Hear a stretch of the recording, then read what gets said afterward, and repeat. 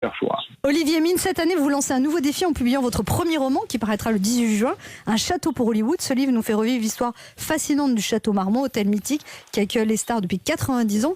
Une fiction à 100% ou on peut s'attendre à des révélations ? Il va y avoir, c'est un mélange. Il y a bien sûr des personnages qui sont nés de mon imagination et qui côtoient des personnages réels, qui ont vécu au château Marmont, qui y ont travaillé parfois pour certains. Et c'est exact qu'en effet, à travers ce roman, on va découvrir des choses qui se sont passées dans l'intimité de ce château, qui avait une particularité parmi... Enfin, il y en avait plusieurs, mais il y en avait une, entre autres, qui était celle que tout ce qui se passait au château Marmont ne sortait pas du château Marmont. C'est d'ailleurs pour ça que, dans cet endroit, beaucoup de gens venaient s'y réfugier, parce qu'ils savaient qu'au moins là, ils étaient... à l'abri des cancans.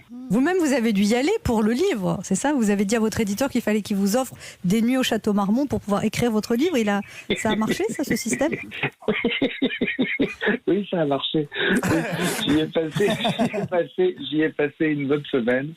Et c'est vrai que... Et votre prochain livre, c'est sur les Maldives. C'est ça, hein ?